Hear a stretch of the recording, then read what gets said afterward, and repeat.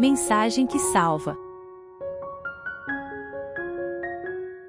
Eu gostaria de ler com você texto que se encontra em Mateus capítulo 5, versículo 13 e 14. Vós sois o sal da terra. Ora, se o sal vier a ser insípido, como lhe restaurar o sabor? Para nada mais presta, senão para, lançado fora, ser pisado pelos homens. Vós sois a luz do mundo. Não se pode esconder a cidade edificada sobre um monte. Vamos ler de novo o 14. Vós sois a luz do mundo. Não se pode esconder a cidade edificada sobre um monte. Amém. Irmãos, nós somos conhecidos como o país do futebol. Não vou dizer que somos os melhores mais não, porque ultimamente a gente olha para outros jogos em outros lugares, parece que o futebol está melhor lá do que aqui. Mas dizer que o seu time não é o melhor, principalmente se eu estiver falando para um corintiano, é achar briga com ele, né? E assim por diante, cada um defende o seu escudo, a sua agremiação, o seu time.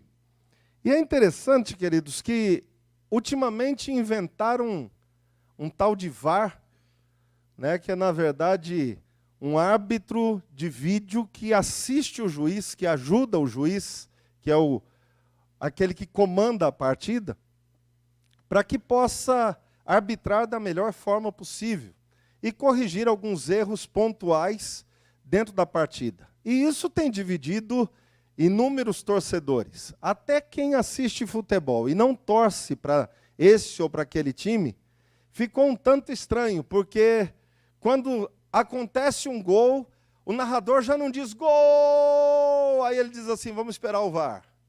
Vamos esperar o VAR. E fica todo mundo ali assistindo, falando, e aí, é ou não é? É ou não é? E de repente, foi gol. Gol! Já perdeu todo o encanto, já perdeu aquele momento mágico, e parece que já não tem mais graça por causa do VAR. E, na verdade, o VAR veio ajudar o juiz, ajudar a partida, para que o resultado não fique negativo, o resultado não seja aquele que não se esperava por um erro do juiz.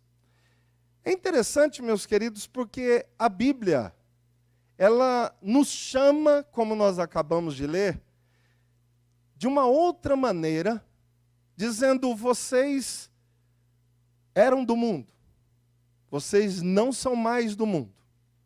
E aí eu estou parafraseando João capítulo 17. Mas eu não estou tirando vocês do mundo. Vocês vão permanecer no mundo. No entanto, vocês não são mais do mundo. Vocês são meus. Mas porque são meus, disse Jesus, eu os envio ao mundo, para que o mundo possa conhecer através de vocês quem sou eu.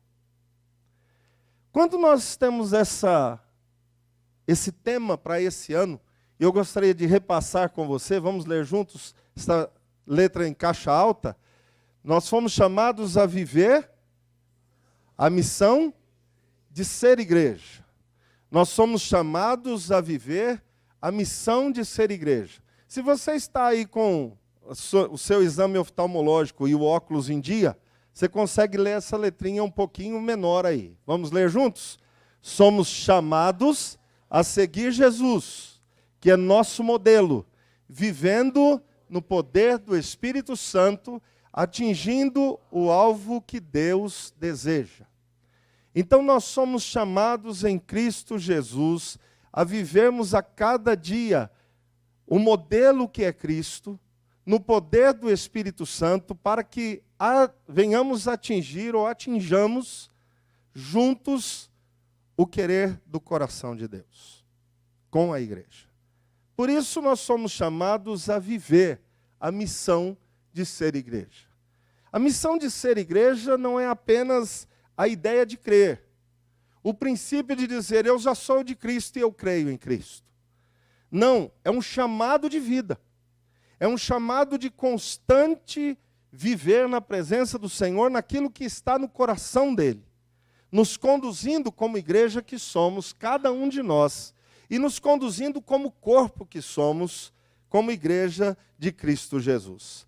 Eu digo isso, irmãos, para que nós possamos entender que, embora seja essa a missão da igreja, a igreja não foi chamada a esperar que o mundo a ame, que o mundo nos abrace, que o mundo nos receba de bom grado e diga, fale-nos a mensagem do Senhor.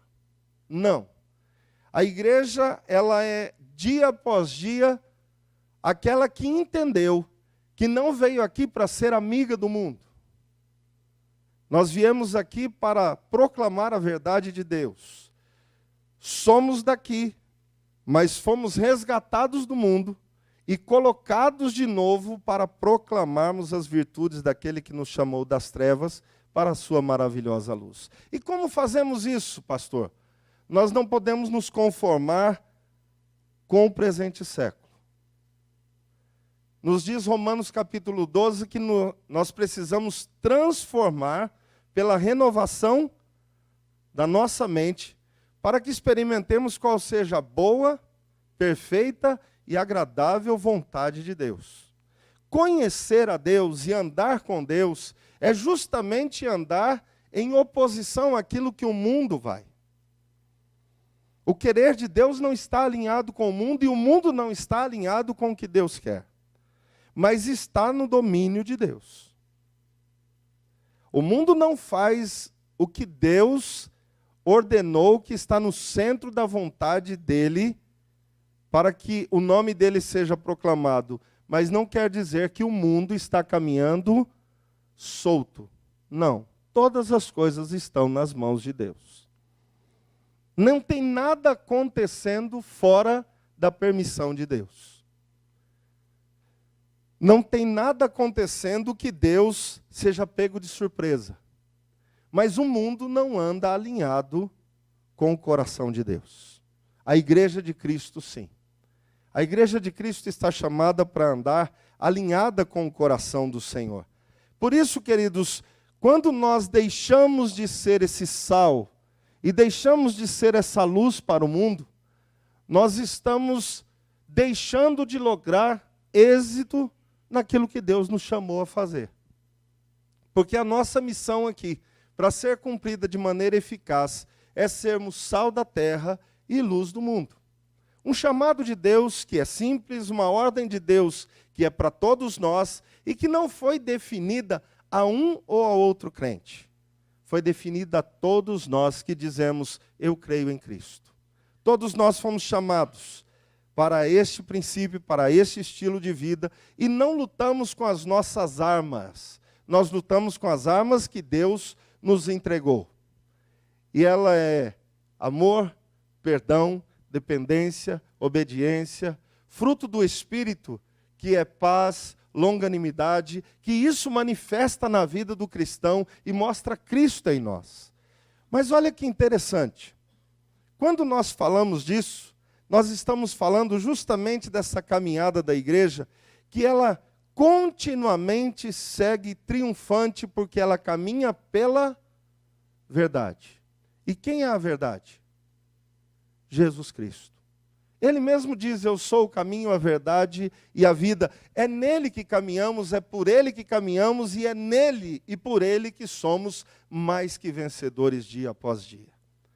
Não existe uma outra forma para estarmos nessa caminhada. Mas a igreja de Cristo, por caminhar pela verdade, ela não se esquece de 3 princípios que eu gostaria que você pudesse manter na sua mente mais uma vez. O primeiro princípio é que a igreja ela não afundará, ela não sucumbirá diante das situações, porque ela tem valores diferentes do mundo. Por isso que a nossa vida, queridos, por mais que busquemos ser legais, sermos pessoas agradáveis, nós não vamos conseguir viver a amizade com o mundo. E quando eu digo amizade com o mundo, não estou dizendo amizade com pessoas. Estou dizendo com o parâmetro do mundo. As coisas que o mundo diz serem certas e são reprovadas pela palavra de Deus, jamais serão aceitas por ele e também não será aprovada pela igreja de Cristo. A igreja de Cristo vive com outro parâmetro, com outro padrão, com outros valores. É por isso que nessa diferença de valores entre o mundo e a igreja, os princípios que Deus deixa para nós faz justamente a separação, a divisão entre aquilo que o mundo quer e o que Cristo nos deixou e nos chamou a viver. A igreja não é dirigida ou decidida a andar pelos valores que o mundo diz, agora eu estou gostando, você pode viver dessa maneira que eu aprovo. Não. Os nossos valores são aprovados por aquilo que Deus aprova. É da maneira que Deus disse que precisa ser. Por isso a igreja não vive encantada com os brilhos do mundo, com aquilo que o mundo diz, olha, isso daqui é principal, porque todas estas coisas passam e passam rapidamente na nossa vida. Jesus diz assim, em João capítulo 8, se você puder abrir a sua Bíblia, versículo 12. Se você encontrou aí, ele diz assim, eu sou a luz do mundo. Quem me segue jamais andará em trevas. Vamos lá, agora você encontrou aí, João capítulo 8, versículo 12. Vamos ler juntos? Leiamos ainda. De novo, lhes falava Jesus dizendo, eu sou a luz do mundo. Quem me segue não andará nas trevas. Pelo contrário, a grande diferença do que Deus faz com a sua igreja e através da sua igreja é justamente essa. Quem anda com Cristo pode andar em meio às pessoas que ainda andam nas trevas. Mas dessa pessoa que anda com Cristo, a luz da vida brilha nela. As trevas não são capazes de encobrir a luz que brilha em nós, queridos. Por isso a igreja não foi chamada a se acovardar, a se esconder, a ter medo do inferno, porque o inferno não pode e não prevalece contra a igreja.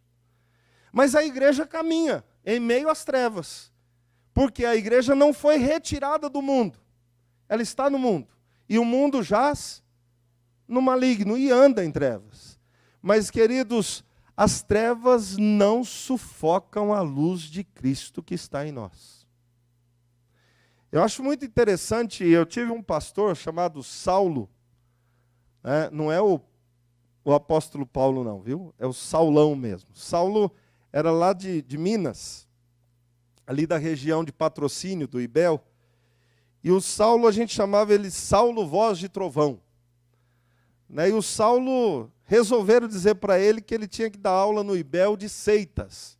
Ele falou, então irmãos, eu preciso ir visitar um terreiro de macumba, para dar aula sobre seitas. E lá foi o Saulo. Saulo foi um dia, entrou no terreiro de macumba, sentou, disse assim, estou aqui, Senhor, agora eu preciso que o Senhor me ensine. E aí foram chegando os adeptos, e ele disse assim que viu uma igreja maior do que a dele, no terreiro de macumba. Tinha quase 500 pessoas no terreiro. E aí a hora que começou, o atabaque comeu e gente pulou, e um pula de cá, o outro dança de lá, e o Saulo está lá, aguardando, esperando o que é que vai acontecer. Nunca vi nada disso acontecer, eu preciso estar aqui. E aí invocaram, pularam, fizeram, foram, voltaram e não baixa o demônio. Alguns vão dizer espírito, mas é demônio mesmo. Não baixou de jeito nenhum, aí a dona do terreiro falou assim, tem alguém aqui que não pertence à nossa religião? Falou, tem eu. E quem é o senhor? Sou o pastor Saulo. Então o senhor é o quê? Sou crente. Sou de Cristo. Então nós queríamos pedir para o senhor se retirar para nós podermos continuar o trabalho. Onde o cristão está, querido, a luz de Cristo chega. Amém? Não tem essa história de, ai, mas vai que acontece. Meu amado, se acontecer é para expulsar. É para mandar embora. O cristão não está aí pensando o que é que pode acontecer e vai que aparece. Se apareceu é para sumir. É para sair dali. Onde Cristo passava, existiam pessoas endemoniadas? Existiam ou não? Sim. Ele encontrou com muitas?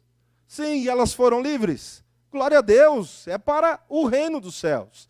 Não é para ninguém se mostrar. O Saulo não foi lá desafiar o diabo, não teve nada disso. Ele só disse: Deus, eu preciso aprender o que é que o Senhor tem para me ensinar, para eu ensinar para os alunos. E aí a aula dele no IBEL foi o seguinte: irmão, se você é de Cristo, pode ir que o bicho não baixa.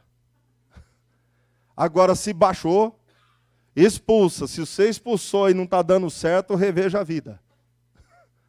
Era aula de seitas. E talvez você diga, mas precisa ensinar. Ensinar o quê, irmãos? Eu gostava muito quando conversava com o pastor Sotério. O pastor Sotério tinha sido bruxo. E ele, uma certa vez ainda em Rondônia, e eu o via mais lá do que aqui, né? Quando ele estava lá, eu disse assim: ô Sotério, e esse negócio aí de ficar perguntando qual é o demônio, saber se é esse ou é aquele demônio? Ele falou assim: rapaz, isso é coisa de gente que tem tempo demais e fica caçando coisa que não tem nada a ver. Em que momento Jesus perguntou qual era o nome daquele demônio? Quando ele pergunta, ele diz: nós somos legião, ele diz: sai vocês, vão embora, deixa essa vida. Nós somos muitos que estamos nele, pois liberta essa vida, deixa-a livre. Porque o que Cristo chamou a igreja a fazer foi lutar com armas que não são daqui. As nossas armas vêm do Senhor sobre nós. Eu e você, queridos, não somos os poderosos. Nós somos os instrumentos de Deus. A obra é dele, a grandeza é dele, o poder é dele, o nome é dele. Nós apenas instrumentos somos. E Deus nos usa para a glória dele a cada momento onde você passa.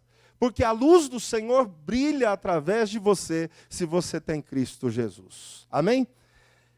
E ele diz isso para nós, para que nós compreendamos, queridos, que os nossos valores não são correspondentes com o mundo que aí está. Os nossos valores são celestiais. Segundo ponto, nós precisamos compreender que somos a agência de Cristo aqui. E quando eu digo agência, é lugar onde você encontra aquilo que você precisa a respeito do reino dos céus. A agência do Senhor é aquela a quem foi confiada a missão de propagar o evangelho neste mundo. Por isso, lembrando que os nossos valores são diferentes, a agência de Cristo só tem uma mensagem. A mensagem é que Cristo liberta o homem do império das trevas. Cristo liberta o homem da escravidão do pecado. Cristo liberta o homem para viver agora uma vida em abundância com Ele. Nós estamos aqui para proclamar ao mundo esta verdade do Evangelho.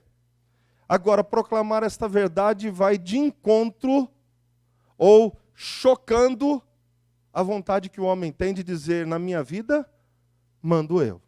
Não, se você quer viver com Cristo, Ele precisa mandar na sua vida. A diferença está justamente aí. Abre ainda em Atos capítulo 13, versículo 47. Olha só como nos diz a palavra de Deus. Atos capítulo 13, versículo 47. Encontrou aí? Amém? Vamos ler juntos então? Porque o Senhor assim nolo determinou: eu te constituí para a luz dos gentios, a fim de que sejas para a salvação até aos confins da terra. Vamos ler de novo. Porque o Senhor assim nolo determinou: eu te constituí a fim de que sejas. Esta é a chamada, ou é o envio que Deus faz a Barnabé, a Paulo e a cada um de nós, porque nós estamos pregando aos gentios, queridos. Nós estamos nesta missão que é intransferível. Não tem como legar a outro. Não tem como dizer, não, o outro vai no meu lugar. Não, todos nós vamos. Todos nós fomos chamados. Ela é uma ordem, é um imperativo de Deus para nós e não podemos transferir. E o princípio que está aí é que não podemos deixar para amanhã. Não podemos, queridos. Hoje pode ser o último dia da vida de alguém que você conhece. E Deus chamou você para falar a essa pessoa. Mostrar o amor de Deus. Mostrar o cuidado de Deus para com ela. Ah, mas outro dia eu falo. Quem sabe um momento diferente eu falo. Não, o momento é sempre que você encontra a pessoa. Porque essa mensagem precisa ser dita, precisa ser levada a este coração. Não existe outra forma que Deus nos delegou ou legou a cada um de nós a não ser vivermos o Evangelho. É muito interessante, em cada momento que você ler o Evangelho, eu gostaria de te desafiar a ver sempre como Jesus fala sobre o Evangelho. Ele diz, compreenda o Evangelho, mas mostre essa compreensão vivendo o Evangelho. A casa que permanece, porque ela foi construída na rocha, ela permanece por quê? Quem constrói na rocha precisou fazer o quê? Conhecer e viver. Aquele que construiu a sua casa na rocha é aquele que ouve as minhas palavras e as pratica. Porque ouvir as palavras e guardar para si não significa empreendê-las na vida. O Evangelho nos foi dado para que nós conheçamos e vivamos. E é justamente nesse viver a cada dia que nós vamos sendo moldados e sendo retirados de diversas coisas que nós dizíamos, isso é importante. E Deus nos traz para aquilo que de verdade importa na vida, para a vida do cristão. É por isso, queridos, que nós somos chamados a ganhar dia a dia a geração que estamos. A geração que estamos vivendo. Eu fico olhando, nós temos adolescentes, jovens hoje. A sua geração precisa ser ganha para Cristo. A nossa geração precisa ser ganha. A nossa geração dos 40, dos 50, precisa de Cristo. Uma das provas que essa geração tem abandonado diversos princípios do coração de Deus, basta você ver a criação dos filhos. Os filhos estão distantes daquilo que Deus quer. Porque os pais legaram para esses filhos muito mais o estudo, o bem-estar, a boa vida, do que o chamado de Deus. Porque quando você volta os olhos para aquilo que é o chamado de Deus, então os filhos começam a compreender que todas as outras coisas são menores. O principal é conhecer e viver Cristo. As outras coisas, queridos, elas passam. E elas passam ligeiramente, rapidamente da nossa vida. A nossa saúde é fugaz. É fugaz. Ela some. Ela desaparece. Eu tenho certeza que você não viu os cabelos branquearem. Aqueles que já não branquearam o cabelo porque perderam, não viram também perder o cabelo. Já foi. E quando você olha, você diz assim, nossa, a vida está passando. E eu preciso, o que normalmente a gente diz, eu preciso construir mais para a minha velhice. Quando a Bíblia diz, não junte tesouros aqui, porque isso aqui vai passar. Junte tesouros no reino dos céus. Viva para Cristo. Viva em Cristo. Meus queridos, nós estamos dentro de um momento do mundo, talvez o mais apertado e o mais crucial deles. Se você observa, desde que o mundo é mundo, a igreja de Cristo é perseguida. Ela nunca deixou de ser perseguida. Foi assim com César, foi assim na Idade Média, foi assim há 3.000 anos atrás, e ainda continua assim, e está a cada dia acirrando mais. Porque quanto mais o fim se aproxima, o que o mundo deseja fazer é aplacar a vida da igreja. É dizer, para de falar. Você não pode continuar falando. E hoje é interessante porque você falar de Cristo é um crime. Está se tornando crime. Mas você falar do outro, você falar de outra situação, não é crime. Você falar contra o cristianismo, não é crime. Mas você falar o que Cristo diz, isso não pode. Porque ofende as pessoas. A igreja de Cristo não tem o compromisso com a ordem do mundo. A igreja de Cristo tem um compromisso com a verdade dele. Veja bem em João capítulo 3, versículos 19 a 21, e eu ainda quero convidar você a ler esse texto, porque ele constitui especialmente para nós como cristãos, um momento ímpar da vida de Cristo e, consequentemente, nossa vida em Cristo Jesus. Capítulo 3, versículos 19 a 21. Vamos ler juntos? É um texto, embora alguns versículos, mas ele é pequeno. Ele diz: o julgamento é este, que a luz veio ao mundo do que a luz, porque as suas obras eram más. Pois todo aquele que pratica o mal aborrece a luz, e não se chega para a luz, a fim de não serem arguidas as suas obras. Quem pratica a verdade aproxima-se da luz, a fim de que as suas obras sejam manifestas. Por quê? Porque elas são feitas em Deus. Você notou nesse texto a distinção de vida? A distinção não está na pessoa dizer eu creio em Cristo, mas está nas obras que essa pessoa pratica, porque se ela pratica as obras da luz, ela se achega à luz, ela busca a luz, ela procura a luz, porque as suas obras são feitas na luz. Mas se as suas obras são más, e as suas obras pertencem às trevas, ela foge da luz. Ela não tem nada a ver com a luz, e é assim que o mundo se comporta para com a verdade do Evangelho. O mundo, em terceiro lugar, repudia a igreja. O mundo olha para a igreja e diz assim: eu te rejeito. Eu não aceito.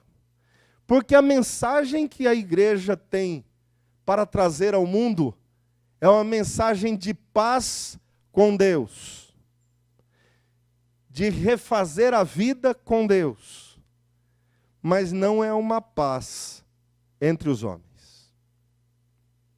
Não é sossego entre nós. É paz com Deus. Mas quando você vai falar de Cristo e vai viver Cristo, você vai incomodar o mundo e as pessoas. Porque você tem a luz de Cristo. As pessoas vão olhar para você e não vão gostar do que veem. E nem do cheiro que sentem. Porque se elas não querem Cristo, seu cheiro é morte. Se elas querem Cristo, seu cheiro é vida. E eu costumo dizer que se você quer entender esse cheiro de morte, basta você entender o cheiro de um velório. O defunto não precisa estar em putrefação. Mas você já notou as coroas que são feitas? Coroa normalmente é feita com que flor? As flores que já estão para serem jogadas fora. Talvez você diga: não, pastor, são feitas com as melhores. Não são. As melhores vão para os buquês. Depois o que vai sobrando, vai se colocando e constituindo uma coroa de flores. Que eu particularmente digo aos irmãos, para mim, acho que é gastar dinheiro.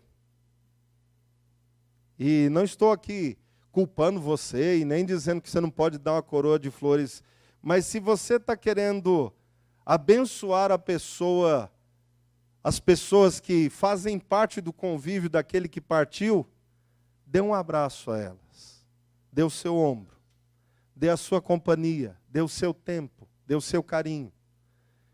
Se você está querendo homenagear o morto, já não adianta mais nada para ele, porque ele não vai ver, ninguém vai contar para ele, e ele não está nem aí para o que está acontecendo ali, porque ele já foi. Então nós gastamos dinheiro, muitas vezes para sermos vistos. Nossa, né? Quando todo mundo passa, fala assim, nossa, fulano de tal também mandou, Beltrano também mandou. Então nós fazemos isso como uma obra social, na verdade, para sermos benquistos por aqueles que ficam e estão, na verdade, olhando se nós comparecemos ali por causa de uma coroa de flores. Quando, na verdade, o que mais precisamos é de pessoas que estejam dispostas a amar e chorar uns com os outros. A igreja de Cristo é essa. Mesmo rejeitada pelo mundo, ela continua pregando o evangelho para o mundo.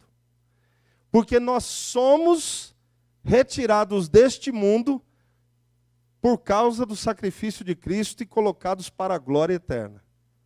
Mas enquanto ainda tivermos vida, aqui permaneceremos falando do amor daquele que nos chamou das trevas para a sua maravilhosa luz. Então aqui estamos, mesmo rejeitado pelo mundo, falando ao mundo que existe um Salvador do homem. É Cristo Jesus. Mas eu não quero ouvir, pois eu vou continuar falando, porque servirá de testemunho para a sua vida que você ouviu que Cristo salva o homem dos seus pecados. O princípio de Cristo para nós como igreja é justamente este, que a igreja esteja pronta, querido, sem esmorecer, sem ficar pensativa com o que pode acontecer, com a perseguição que virá, porque essa virá, independente de você se levantar ou não, a perseguição chegará para a vida da igreja. Agora, se estamos levantando, estamos dizendo a este mundo que o nosso rumo é outro, que o nosso procedimento é outro, que a nossa vida é outra, e que nós não estamos aí com medo da tortura, da perseguição, das prisões, de sermos caçados, de sermos vigiados. A igreja de Cristo não teme isso, mesmo que aconteça. Porque o acontecer disso, desde que Cristo veio, continua sempre sendo assim. Nossos irmãos no primeiro século foram caçados, foram apedrejados, foram amordaçados, foram entregues às feras, foram mortos, foram de todas as maneiras perseguidos.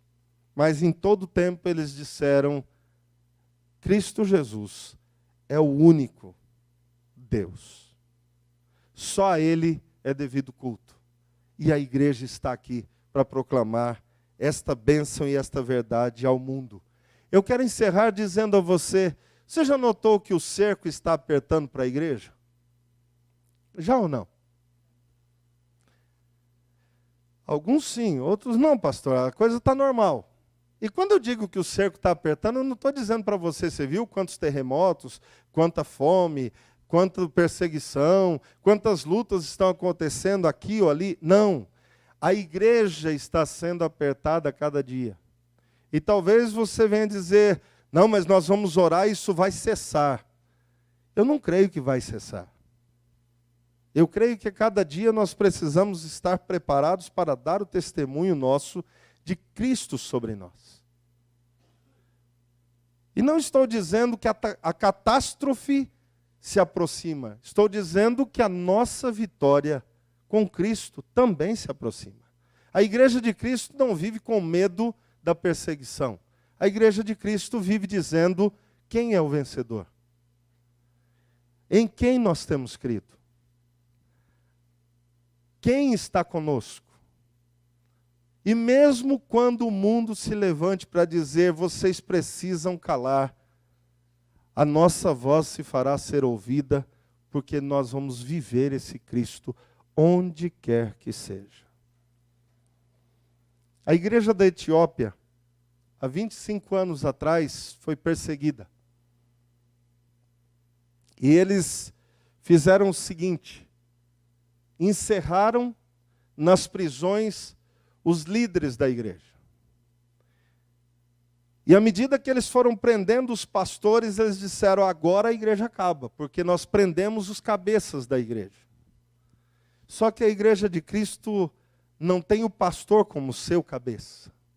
A igreja de Cristo tem um cabeça. E quem é? E esse ninguém prende. Amém? A igreja de Cristo na Etiópia, quando prenderam seus líderes, tinha 10 mil a 12 mil cristãos. Quando eles soltaram os líderes porque estavam vendo que não adiantava, a igreja tinha 50 mil cristãos. Ainda hoje a perseguição continua, queridos. Esses países que estão aqui representados não é à toa. Nós colocamos para que você possa começar a ver. Na janela 1040 existem muitas pessoas sendo perseguidas por causa do nome de Cristo. Para terem ideia, na Turquia, a ideia que eles têm, o princípio que eles têm é que lá a igreja seja 100% muçulmana. O país seja 100% muçulmano. E eles começaram a fazer um trabalho para que isso acontecesse. Os cristãos que lá estão começaram a orar e dizer: Deus, usa a nossa vida, nem que seja para ganhar uma alma, para que esse país não se torne 100% muçulmano, mas que o teu nome seja proclamado aqui.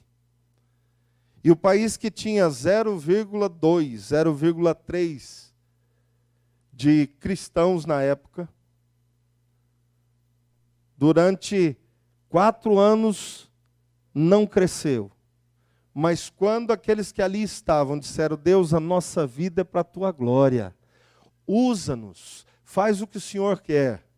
Deus começou a trazer pessoas para ouvir o Evangelho perto deles. E o Evangelho começou a ser disseminado. E para não ficar que os cristãos mudaram e fizeram uma enquete, Deus levantou uma pessoa que não tem nada a ver com o Evangelho, e ela queria descobrir quantas pessoas no país se diziam cristãos.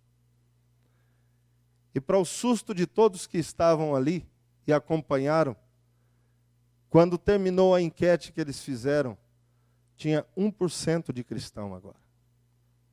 De 0,3 tinha chegado a 1%. E a frustração não ficou para o lado da vida dos cristãos.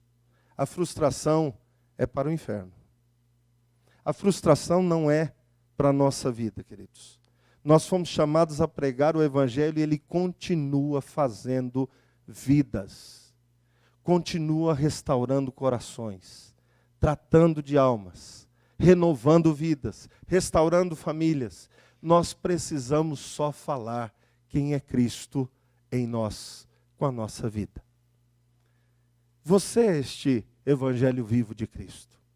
Você foi salvo para que Cristo seja visto em você. Então, quando você se levanta no seu trabalho, proclamando Jesus com a sua vida, essa palavra não volta vazia. Essa palavra não volta vazia.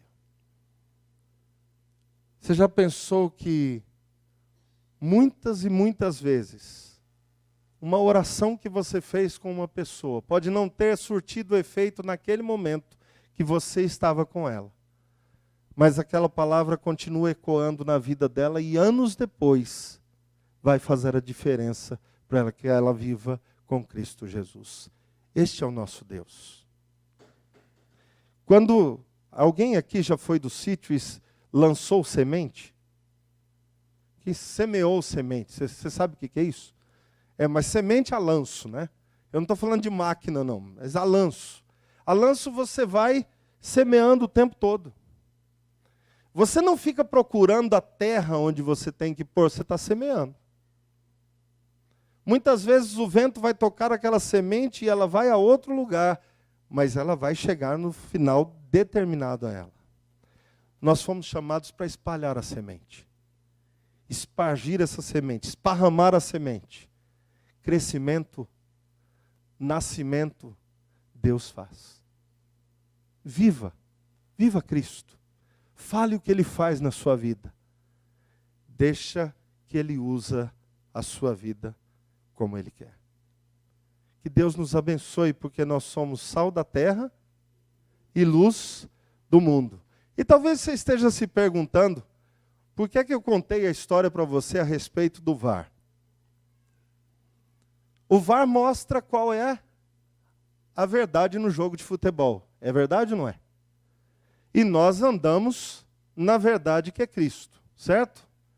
Então nós podemos dizer que Jesus é o nosso VAR. Ah, mas como assim? Porque a igreja, quando olha para Cristo, ela aprende que ela tem valores, ela é uma agência e ela é rejeitada. Nós temos valores diferentes. Somos a agência do reino dos céus. E o mundo vai nos rejeitar. Não espere que as pessoas do mundo te amem e a estrutura do mundo ame a igreja. O nosso VAR é Cristo. É nele que nós seguimos firmes. Que Deus te abençoe, em nome de Jesus. Mensagem que salva.